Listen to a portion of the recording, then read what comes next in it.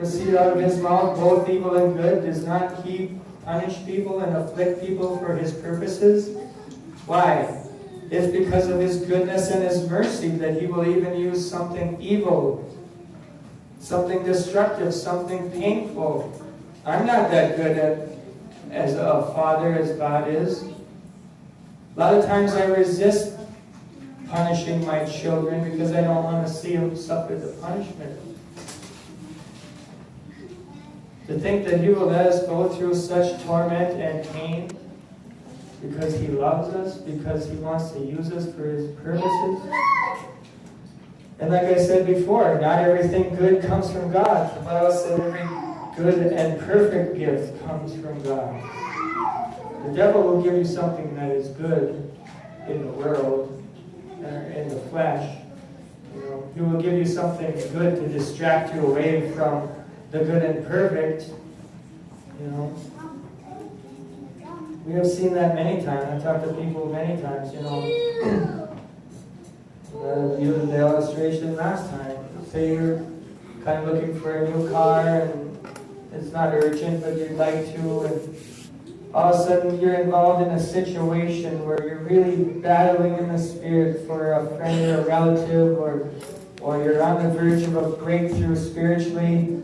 Then all of a sudden there's this great deal over here that you discover, and you abandon the good and perfect thing that God wants you to do, and you take the bait of the devil and pursue this good deal that he put in your way.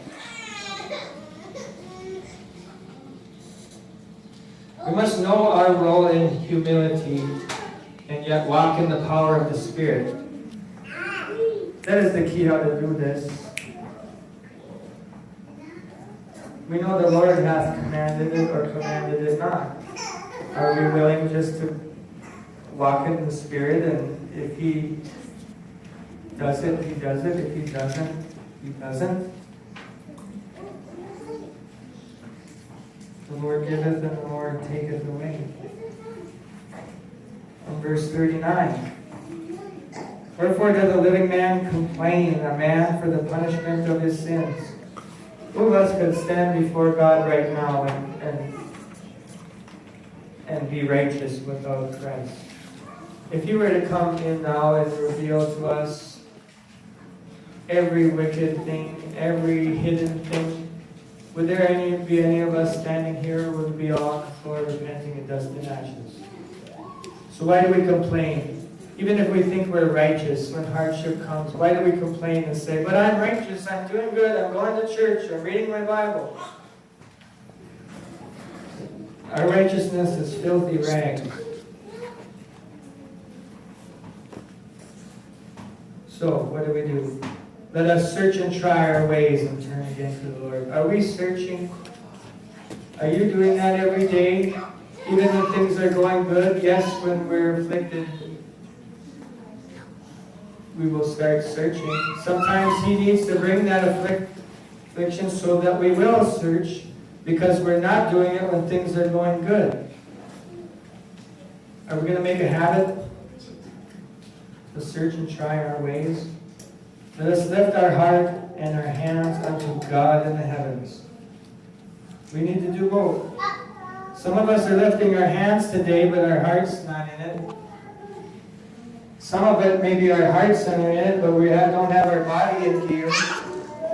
We need to do both.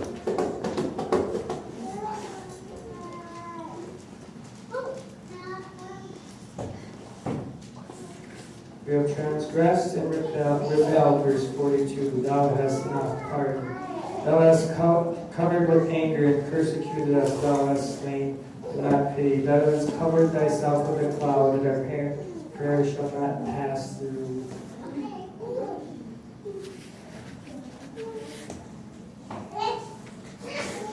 I wrote in my notes verses 41 to 46, 41 to 47. Facing reality. You can spend more time today if you wish studying that. That's what God is doing. He's through Jeremiah the prophet, he's getting him to face reality. Are we really facing reality? Are we really getting before God and say, okay, it's all before you. I know there's things that are probably hidden from me. I need you to open my eyes to see this, otherwise there's no hope for me. What happens in verse 48 to 56? I call it getting low. My eye runneth down with rivers of water for the destruction of the daughter of my people. Mine eye trickleth down, ceaseth not without information, till the Lord look down from heaven. Behold from heaven, my eye afflicteth mine heart because of the daughters of my city. Mine enemies chase me sore like a bird without cause. They have cut off my life in the dungeon and cast a stone upon me. You guys remember that in Jeremiah when they threw him down in the cistern? Persecuting him because he was speaking the word of God. Verse 44, thou coverest thyself with a cloud, and thy hair shall not pass through. Who has been there? Are you there right now? I've been there. I've been there where I'm wringing out my hands and pulling my hair out. I don't know why God's listening to me. I don't know why the Comforter is not here. I don't know why I feel afflicted. I don't know of any conscious sin. But what is He really at work? Are we going to learn from this and let God work? Let God do His work? Are we going to give our cheek to Him and submit to whatever the situation is? If it's a burden for a family member, a relationship, is it a burden in your soul? Is something He's called you to do? You don't know how? Are we going to give up and submit and surrender? But we've got to get low.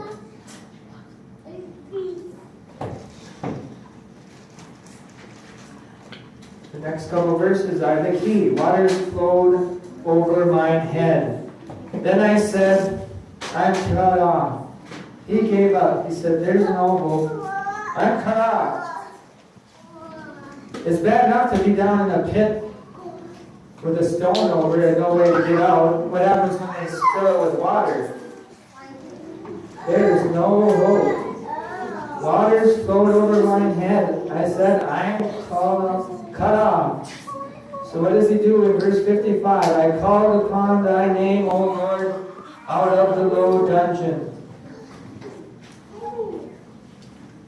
Thou hast heard my voice.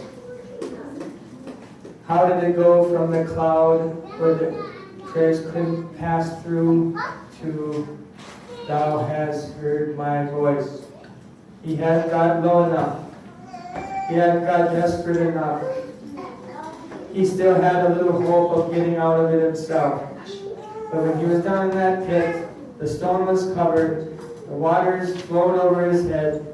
There's no way out. There's no hope. He'd given up all hope. He has nothing in himself.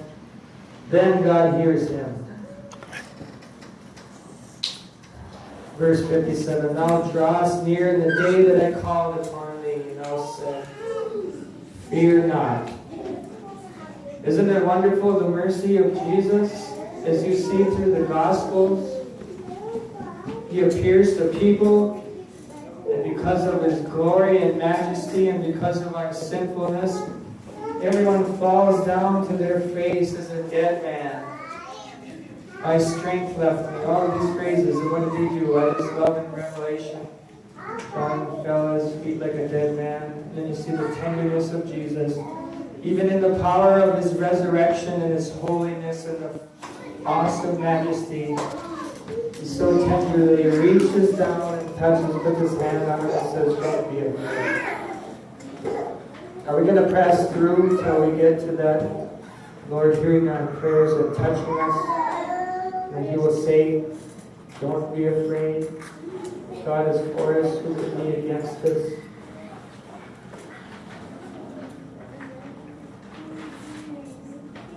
We must always see Christ in the Scriptures, so where does Jesus fit into this? I'm going to look, I'll ask you to turn to Matthew chapter 26.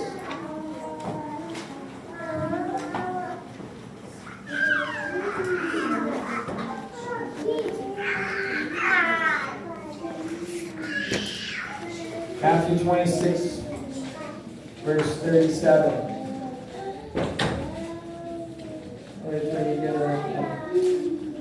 Matthew 26, 37. And he took with him Peter and the two sons of Zebedee, and began to be sorrowful and very heavy. Then he saith them, My soul is exceeding sorrowful, even unto death. You see that? Jesus was conscious of his soul. His mind wasn't sorrowful. My soul is sorrowful, even unto death. Tarry ye here and watch with me. Who have you got to bring with you?